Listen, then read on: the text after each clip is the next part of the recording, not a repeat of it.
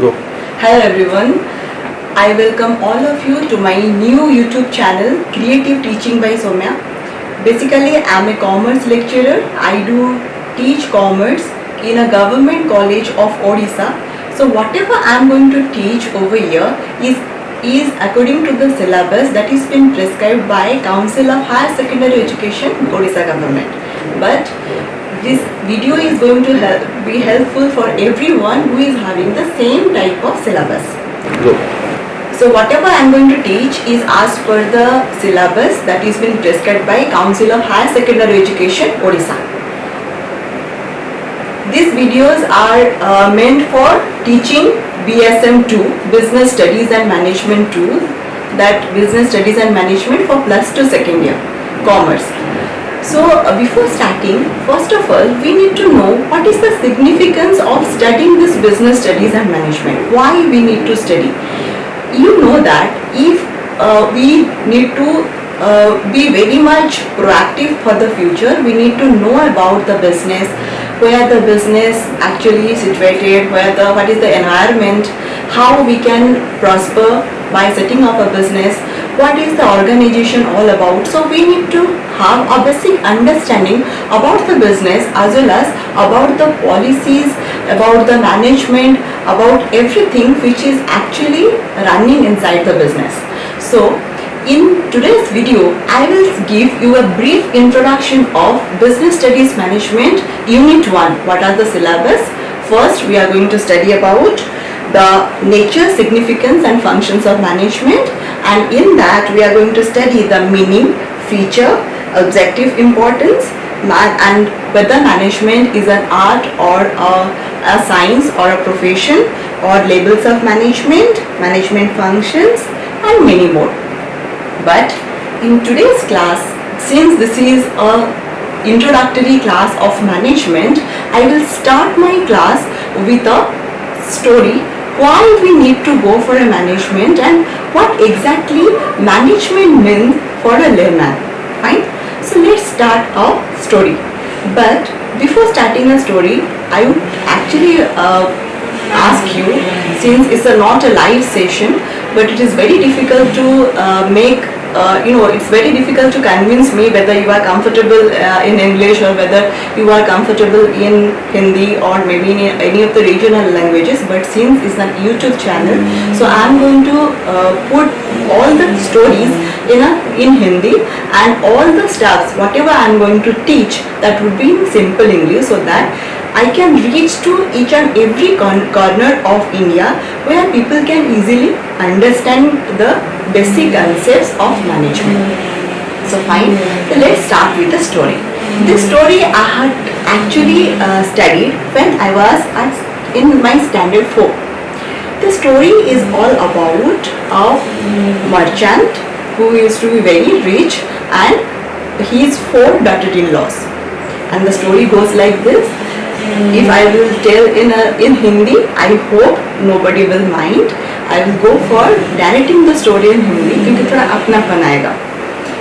तो स्टोरी में क्या होता है, एक मर्चेंट होता है, व्यापारी, वो बहुत रिच है एंड वो एक गांव में रहता है. गांव में उसके 4 बेटे होते हैं एंड वो चारों बेटों को शादी करवा देता है. तो 4 बहुएं आ गए घर में. तो he used to live a very happy life. बहुत खुशहाली होती है घर में. तो उसके घर में कोई चीज़ की कोई कमी नहीं होती. But destiny has a different, destiny is completely different for him, because after some point of time, कुछ समय बाद उसकी जो वाइफ होती है उसकी तबीयत खराब होती है एंड शी पास्ड अवे. अब क्या होता है, अब 4 बहुओं के ऊपर अपने ससुर जी की जिम्मेदारी आती है.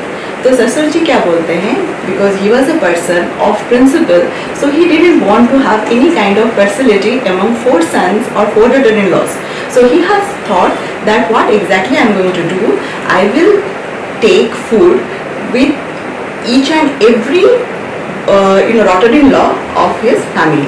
तो वो क्या करता है, वो हमेशा सपोज सुबह का नाश्ता बड़े के घर में किया, तो दोपहर का लंच वो जो सेकेंड वाली बहू थी उसके घर में करता था, फिर जो आफ्टरनून का स्नैक होता है वो थर्ड वाली बहू के घर में, फिर लास्ट वाली बहू के घर में डिनर करता था। उसके अगले दिन पहले से वो बता देता था कि किसके घर में वो क्या खाएगा। ऐसे ही चलता गया। एक दिन वो व्यापारी को लगा कि वो जो भी कर रहा है इट नीड्स और it will have an and, like उसकी तबीयत भी आहिस्ता आहिस्ता खराब होने लगी। फिर वो सोचने लगा कि जो इतना सारा पैसा है वो कैसे इन लोगों के अंदर वो he will divide it in an equal manner. Then he was thinking, if at all I will divide this in an equal manner, whether they are eligible enough to utilize the amount in a proper way or not. जो भी वो पैसा उनके अंदर वो divide करेगा, it would be easier or it would be very much it would be easier on their part कि वो आराम से वो पैसे को डिवाइड करके ले सकते हैं। पर ऐसा हुआ नहीं। उसको लगा कि नहीं वो चारों में से शायद कोई फाइट कर सकते हैं, चारों में से कुछ होंगे जो कि वो पैसे को अच्छी तरीके से इस्तेमाल नहीं कर सकते। तो वो क्या सोचा, let's go for a test. वो सोचा कि इन चारों में से जो सबसे काबिल होगा उसको, वो जो उसके पास एक हिडन ट्रेजर था उसको अपना वो जो भी सिंदूक था उसको वो देगा। तो वही सोच के क्या किया, वो सोचा कि नहीं चारों बहुओं के अंदर एक टेस्ट करते हैं, एक परीक्षा लेते हैं उनके।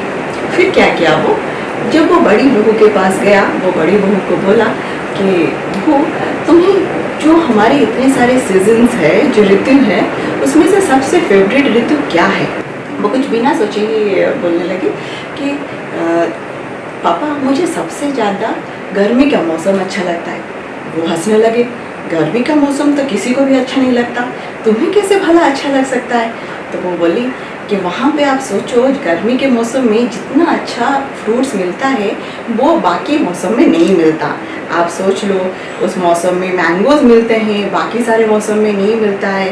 गर्मी में क्या होता है, ज़्यादा पसीना निकलने की वजह से ज़्यादा सुंदर भी दिखते हैं लोग। तो उसका लॉजिक डिफरेंट था टू मेक ससुर जी understand कि why she likes summer season. Then she has also been very logical that when we are talking about Suraj, whenever we are talking about sun, he is actually a source of energy, and she was very much confident enough to convince her father-in-law, और वो merchant को convince कर ली। और हंसने लगे पापा। फिर बोले कि बहुत अच्छी बेटा, बहुत अच्छी तरीके से तुम्हें पता है कि गर्मी के मौसम में क्या होता है क्या नहीं। फिर वो चल दिए अपनी सेकंड बहू के। सेकंड बहू को जब वो लंच दे रही थी तब वो बोले कि अच्छा बहू मुझे बताओ कि तुम्हें कौन सी ऋतु और सीजन अच्छी लगती है। तो सेकंड वाली बहू बोली कि पापा इसमें पूछने वाली क्या बात है, सबसे तो अच्छी रीज़न ठंड का होता है, विंटर सीजन। इतना अच्छा मौसम होता है और ऊपर से पसीने का मतलब कुछ पसीना नहीं बहता, ऊपर से रसोई करने में बड़ा मज़ा आता है। इतना सारा वेजिटेबल्स मिलता है उस सीज़न में तो कि अच्छे अच्छे पकवान बना सकते हैं, अच्छा लगता है। तला हुआ खाना भी मिलता है तो अच्छा ही लगता है। उस दिन शांति से इंसान सोता है ब्लैंकेट वगैरह ओढ़ के। पापा फिर से हंसने लगे। फिर बोले तो बड़ी अच्छी बात है, तो इसको ठंडी का मौसम अच्छा लगा। तो बोले कि गर्मी के मौसम में इतना गर्मी रहता है तो अच्छा नहीं लगता है ना, ठंडी के मौसम में बहुत गर्मी नहीं रहता है, पसीना नहीं रहता है, तो एक बहुत सुकून सा मिलता है। फिर पापा चल दिए।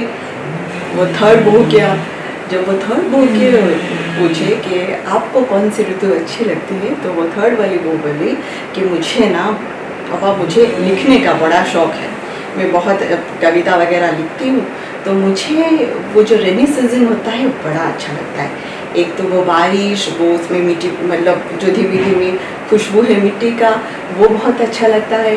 उसमें से बहुत सारे मतलब जो वेजिटेबल्स वगैरह है उसमें वो मिलते हैं। भिंडी की सब्ज़ी मुझे अच्छा लगता है, भिंडी भी बहुत प्लेंटली अवेलेबल होता है। और ऊपर से प्लांट्स वगैरह को पानी देना नहीं पड़ता है, पानी अपने आप भर जाते हैं, सुंदर सुंदर प्लांट भी लगते हैं। तो वो जितना सारा प्रोडक्टिविटी और जितना सारा पॉजिटिव पार्ट होता है रेनी सीजन का, वो एलाबरेट कर लिया। फिर पापा हंसे और मुस्कुरा के फिर बोले कि बहुत अच्छी बात है कि आपको इतना सारा चीज़ की जानकारी है। फिर वो मन ही मन वो मर्चेंट सोचते रहे कि पता नहीं इन चारों में से वो काबिल किसको सोचेंगे और पता नहीं वो चौथे बहू को कौन से सीज़न अच्छा लगेगा, सो दैट कि वो सोच सके कि किसको वो अपना जो हिडन ट्रेजर है उसको दे। फिर जब वो चौथे वाले घर में पहुँचे, चौथे वाले बहू के घर में, फिर वो डिनर कर रहे थे, फिर पूछे कि बहू मुझे बताओ तुम्हें कौन सी वाली सीज़न अच्छी लगती है। तो बहू बोली पापा सीज़न तो सारे अच्छे लगते हैं, कुछ सीज़न में अच्छाई होती है, कुछ सीज़न में जिस सीज़न में अच्छाई होती है उस सीज़न में बुराई भी होती है। ये हमारे ऊपर निर्भर करता है हम किस सीज़न में खुद को कितना जल्दी अडेप्टेबल बनाएं। Mark this word adaptability. What exactly adaptability means?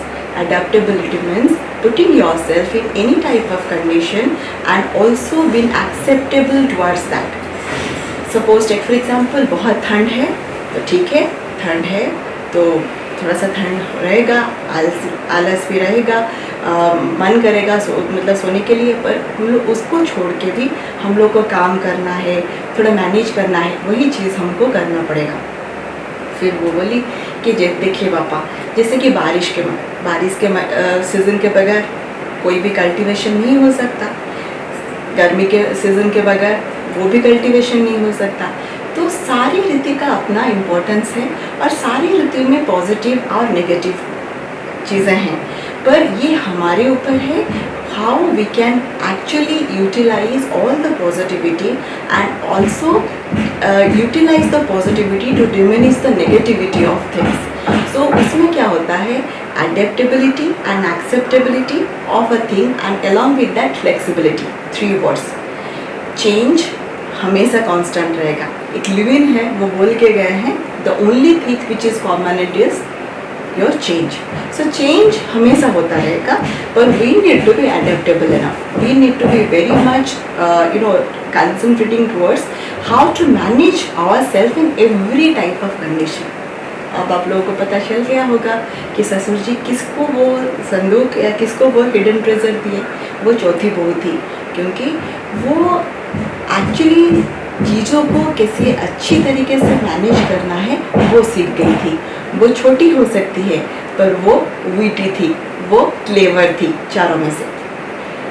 मैं क्यों ये स्टोरी बताई, इसके पीछे मेरा एक ही मकसद था कि I need to make you understand what is the importance of management in life. Always remember, if you are not able to manage yourself, manage your time, manage your money, manage your resources, then definitely you cannot be productive in throughout your life. So in your syllabus everything is been designed in such a manner so that it will be helpful for you to know about the management and how you can actually make yourself prepared to face each and every kind of situation in your life and which will actually give you a better result. So शुरू करते हैं हमारा पहला वाला unit का first वाला chapter, meaning of management.